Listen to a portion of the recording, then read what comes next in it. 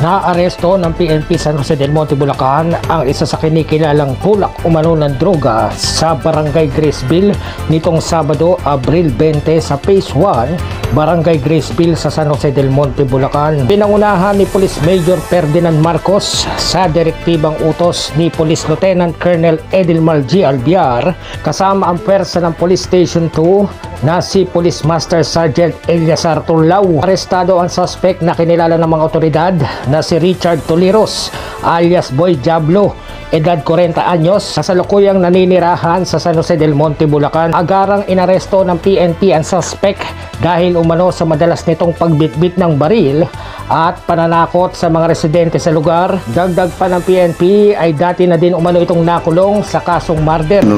Pagsisisi po. Sisisi po. Bakit ka may baril ko yan? Yung po ay sinanglanan po sa akin ng isang kaibigan na akala ko po makakatulong. Yung pala, doon po ako mapapasama. Nakumpiska sa suspect ang higit kumulang 6 na gramo ng sachet na naglalaman ng hinihinalong shabu, isang 38 revolver na baril at 3 live ammunition.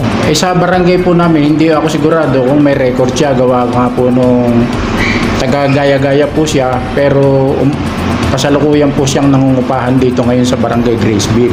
Sa ngayon ay nasa kustodiya na ng San Jose del Monte PNP ang naarestang suspect at maharap ito sa kasong Republic Act 9165 at 10591 or illegal possession of firearms. Police Lieutenant Colonel Edilmar Albiar.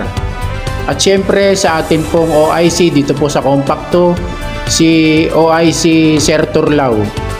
Sa kanya pong mga kasama, nagpapasalamat po kami dahil talaga pong ang Barangay Graceville ay isa po yan sa mga pangunahing programa na gusto po naming mawala at maalis dito po sa Barangay Graceville. Para sa RTV News, Unil Manuel, Rumaragasa sa Balita.